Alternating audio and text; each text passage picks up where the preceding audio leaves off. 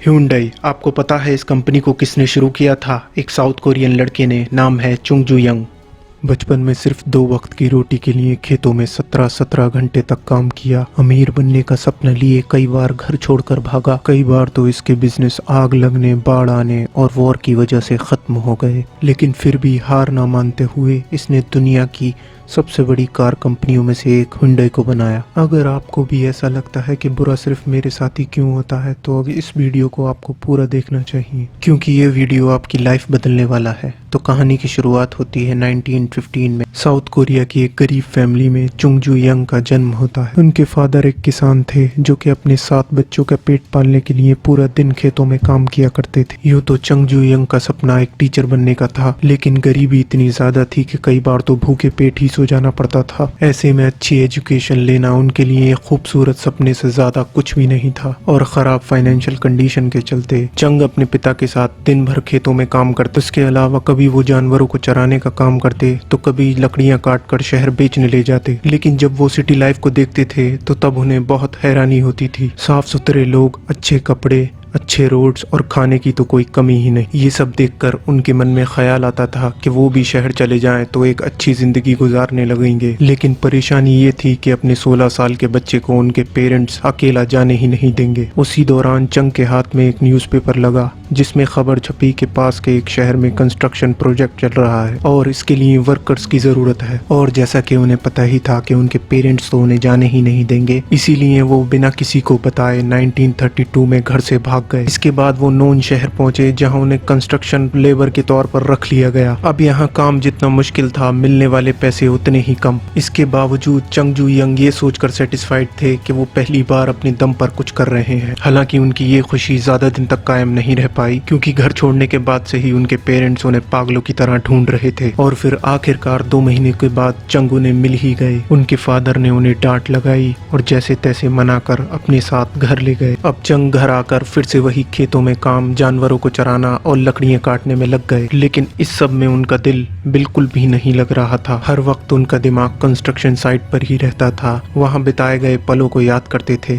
जिसके चलते उन्हें कंस्ट्रक्शन और उस जैसे प्रोजेक्ट से धीरे धीरे लगाव होने लगा। अब चंग जू यंग के घर वापस आने से फैमिली तो बहुत खुश थी, लेकिन चंग को अपने पुराने रूटीन में घुटन सी महसूस होने लगी, मानो जैसे शहर उनका इंतजार कर रहा हो। इसी के चलते वो 2 बार और घर छोड़कर भागे। लेकिन फिर से कुछ दिन शहर में काम करने के बाद उनके फादर उन्हें ढूंढ लिया करते थे और फिर ना चाहते हुए भी चंग को घर वापस आना पड़ता था। हालांकि इसके बाद उन्होंने फिर से एक बार हिम्मत जुटाई और 18 साल की उम्र में चौथी बार घर छोड़कर सियोल चले गए, जो कि फिलहाल साउथ कोरिया की कैपिटल। यहाँ पहले तो इन्होंने एक कंस्ट्रक्शन साइट पर लेबर का काम किया, लेकिन कुछ टाइम के बाद उन्हें एक फैक्ट्री में जॉब मिल गई, जहाँ पर चंग एज असिस्टेंट काम करने लगे। यहाँ काम करते करते कुछ ही दिनों में उन्हें बोक्यूयंग राइस स्टोर नाम की एक शॉप पर डिलीवरी बॉय की जॉब मिल गई और यहाँ से उनकी लाइफ में पॉजिटिव बदलाव आना शुरू हुआ। चंग जू यंग अपने काम को खूब एंजॉय कर रहे थे और अपनी पूरी लगन और ईमानदारी के साथ अपनी ड्यूटी निभा रहे थे, जिसे देखकर स्टोर के मालिक उनसे खूब इम्प्रेस हुए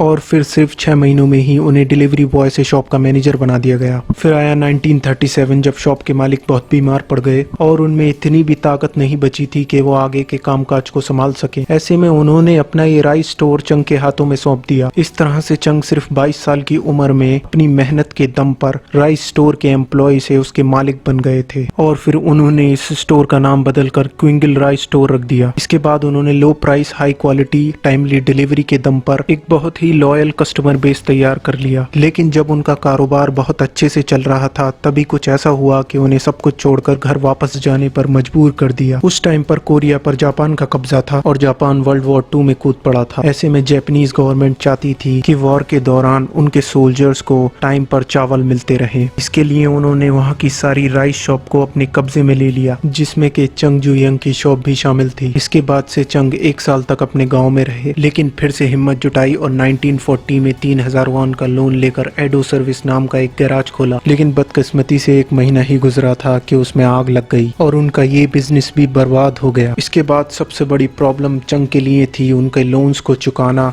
और कस्टमर्स को जले हुए व्हीकल्स का मुआवजा देना। बहुत सोचने समझने के बाद उन्होंने दोबारा से 3500 वॉन का लोन लिया और पहले से भी बड़ा गैराज ओपन किया।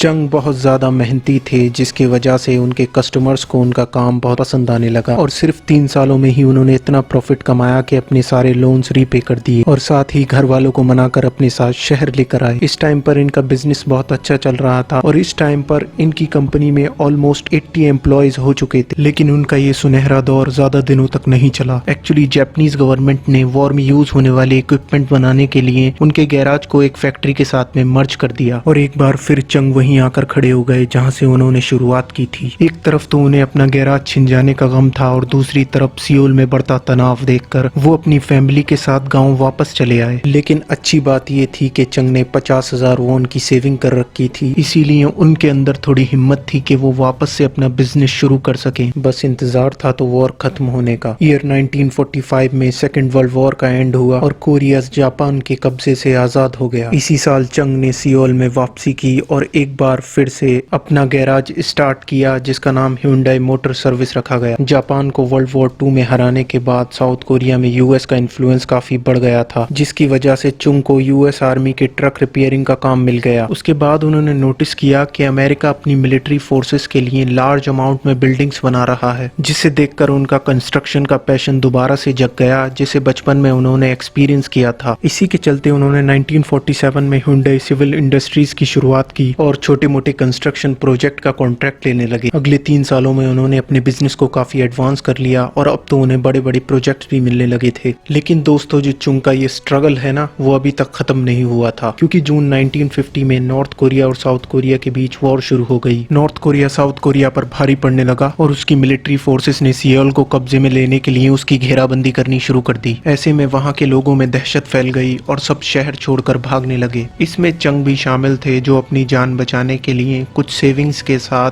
बोसन शहर चले गए। इस वॉर में यूएस आर्म फोर्सेस ने साउथ कोरिया का भरपूर साथ दिया और इसी वॉर के दौरान चंग ने नोटिस किया कि यूएस आर्म फोर्सेस को वेयर हाउस, आर्मी हेडक्वार्टर और टेंट की जरूरत है। यहाँ चंग को एक बड़ी अपॉर्चुनिटी नजर आई और वो एक छोटा सा ग्रुप बनाकर इन प्रोजेक्ट्स में भी काम करने लगे। चंग ने हर छोटे बड़े प्रोजेक्ट्स के लिए काम किया। कई सारे प्रोजेक्ट्स में तो उन्हें लॉस भी हुए। उसके बावजूद उन्होंने टाइम पर काम पूरा करके यूएस ऑफिशियल्स का भरोसा जीत लिया। अब 1953 में वॉर तो खत्म हो गई, लेकिन उस टाइम तक अमेरिकन से चंग की प्रोफेशनल रिलेशनशिप काफी अच्छी हो गई थी, जिसके चलते उन्हें बाद में भी उनसे प्रोजेक्ट मिलते रहे। इस वॉर के चलते कोरिया में काफी तबाही हुई थी और सारा इंफ्रास्ट्रक्चर खत्म हो गया था, जिस वजह से गवर्नमेंट दोबारा से इंफ्रास्ट्रक्चर बिल्ड करना चाहती थी और साउथ कोरिया के रीडेवलपमेंट में ह्यूंडई सिविल इंडस्ट्रीज का मेजर रोल रहा। कई सारे बड़े बड़े प्रोजेक्ट्स मिले, जिनमें के कई सारे expressway, Korean nuclear power plant और डैम शामिल थे। और 1960s में कोरियन गवर्नमेंट ऐसी पॉलिसी लेकर आई जिसने कि ह्यूंडई को कार रिपेयरिंग कंपनी से कार मैन्युफैक्चरिंग कंपनी बना दिया। असल में गवर्नमेंट ने वहाँ की इकोनॉमी को मजबूत बनाने के लिए ये लॉ बना दिया था कि कोई भी फॉरेन ऑटोमोटिव कंपनी तभी साउथ कोरिया में बिजनेस कर सकती है जब वो किसी लोकल कंपनी के साथ में टाई अप करे। और साउथ कोरिया ने ह्यूंडई के लिए एक नई अपॉर्चुनिटी ओपन कर दी और चंग ने इस अपॉर्चुनिटी को ना मिस करते हुए 1967 में ह्यूंडई मोटर ग्रुप की शुरुआत की। उसके एक साल बाद यानी 1986 में ह्यूंडई ने फोर्ड के साथ में पार्टनरशिप कर ली और उल्सान शहर में 6 महीने के अंदर एक बहुत बड़ा असेंबली प्लांट बनाकर तैयार कर दिया, जो कि आज भी दुनिया का सबसे बड़ा ऑटोमोबाइल प्लांट है, जिसकी annual production capacity 1.6 million unit है और इसमें 75,000 हाईली स्किल्ड एम्प्लॉयज काम करते हैं। फोर्ड के साथ जॉइंट वेंचर में ह्यूंडई ने उसकी फेमस कार फोर्ड कॉर्टेना के तर्ज पर ह्यूंडई कॉर्टेना को लॉन्च किया। लेकिन फोर्ड एक अमेरिकन कंपनी है जिसकी कॉर्टेना भी वहीं की सड़कों के लिए डिजाइन की गई थी। साउथ कोरिया की सड़कें वॉर में मिलने वाले गड्ढों से अभी उभर नहीं पाई थीं।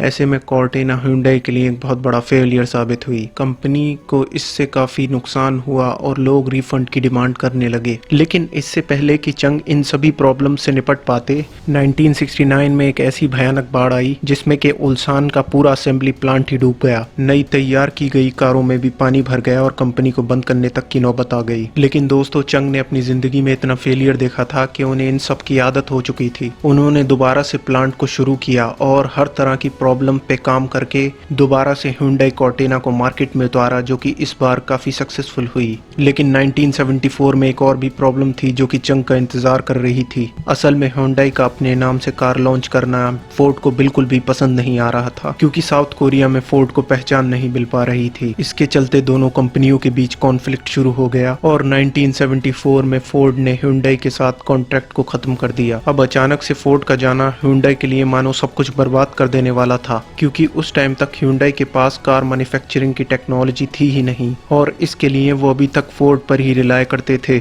इसके बाद चंग बहुत डेस्परेटली एक नए पार्टनर की तलाश करने लगे जो कि उनके साथ मैन्युफैक्चरिंग टेक्नोलॉजी को भी शेयर कर सके। इसके लिए उन्होंने उस टाइम के बड़े प्लेयर फॉक्सवैगन और जनरल मोटर्स के साथ डील करने का प्रपोजल रखा, लेकिन अफसोस ये प्रपोजल रिजेक्ट हो गया और उसके बाद चंग ने जापान की मित्सुबिशी मोटर्स के साथ डील करने का ट्राई किया और उनकी ये डील सक्सेसफुल भी हो गई, जिसमें मित्सुबिशी मोटर्स ने अपनी कार मैन्युफैक्चरिंग टेक्नोलॉजी को Hyundai के साथ शेयर करने का प्रपोजल एक्सेप्ट कर लिया था। उसके बाद Hyundai अपना पूरा फोकस खुद की कार मैन्युफैक्चर करने में लगाने लगा, जिसके लिए उसने ब्रिटिश लेलैंड के अंडर आने वाली कंपनी ऑस्टन मॉरिस के फॉर्मर डायरेक्टर जॉर्ज टर्नबुल को हायर किया। और दोस्तों, जॉर्ज टर्नबुल ने भी अपनी लीडरशिप में इस प्रोजेक्ट के लिए 5 और इंजीनियर्स को हायर किया, जिसमें के कार बॉडी डिजाइन एक्सपर्ट कैथिन Barnett, car engineer John Simpson और एडवर्ड चैपमैन, BRM यानी कि ब्रिटिश रेसिंग मोटर्स के former chassis engineer John Crosthwaite और chief development engineer Peter Slater जैसे हाईली स्किल्ड प्रोफेशनल शामिल थे। इसी दौरान साउथ कोरिया की गवर्नमेंट ने कार मैन्युफैक्चरिंग कंपनीज को एक ऐसा व्हीकल बनाने के लिए कहा जो कि 100% मेड इन कोरिया हो, साथ ही ये इतना अफोर्डेबल हो कि ज्यादा से ज्यादा लोग इसका इस्तेमाल कर सके। इसी को माइंड में रखते हुए कंपनी ने एक नया प्लांट सेटअप किया और Hyundai के सारे इंजीनियर गवर्नमेंट की बातों को ध्यान में रखकर कार मैन्युफैक्चर करने लगे। फाइनली 1975 में Hyundai ने अपनी पहली सेल्फ मेड कार को लॉन्च किया, जिसका नाम रखा गया था पोनी। ये अफोर्डेबल होने के साथ ही हाई परफॉर्मिंग और बेहतरीन डिजाइन वाली कार थी। पोनी इतनी सक्सेसफुल हुई कि इसने कुछ ही टाइम में साउथ कोरिया की कार मार्केट का 65% शेयर कैप्चर कर लिया और Hyundai को वहां की सबसे बड़ी कार कंपनी बना दिया। इस सक्सेस के बाद चंग ने 3 लाख कार मैन्युफैक्चर करने का डिसीजन लिया, जिसके बाद हर कोई उनके डिसीजन को क्वेश्चन करने लगा, क्योंकि साउथ कोरिया की टोटल मार्केट डिमांड सिर्फ 30,000 कारों की थी। ऐसे में 3 लाख कार मैन्युफैक्चर करने का तो कोई मतलब ही नहीं बनता। लेकिन दोस्तों, चंग तो यहाँ पर कुछ बड़ा ही सोच रहे थे। उन्होंने अपनी नई कारों को साउथ कोरिया से निकालकर फॉरेन मार्केट में भी लॉन्च कर दिया। 1982 में Hyundai ब्रिटिश मार्केट में एंटर हुआ, जहां अपने पहले साल में ही Hyundai ने 2,993 कार बेची। फिर आगे चलकर 1984 में उसने अपनी कार पोनी 2 को कैनेडियन मार्केट में लॉन्च किया। ये कार अपनी अफोर्डेबिलिटी के चलते खूब फेमस हुई और कंपनी वहां भी अपनी स्ट्रॉन्ग प्रेजेंस डेवलप करने में कामयाब हो गई। हालांकि Hyundai अभी तक कई देशों में अपनी मार्केट बना चुका था, लेकिन अमेरिका जैसी मेजर मार्केट में जाना उसके लिए पॉसिबल नहीं था। और दोस्तों, उसका मेन रीजन था एमिशन नॉर्म्स, जिस पर Hyundai की कार परफेक्टली फिट नहीं हो पा रही थी। कंपनी ने अमेरिकन मार्केट में एंटर करने के लिए एमिशन क्राइटेरिया के अकॉर्डिंग एक नई कार लॉन्च की, जिसका नाम Hyundai Excel रखा गया। उस दौरान Hyundai ने रियलाइज किया था कि यूएस में सेकेंड हैंड कार्स की मार्केट काफ़ी बड़ी है। ऐसे में वहां कंपनी ने इन्हीं कस्टमर्स को टारगेट किया और 1986 में 5 साल की वारंटी के साथ Hyundai Excel को अमेरिकन मार्केट में लॉन्च कर दिया। अपनी इस स्ट्रेटजी से कंपनी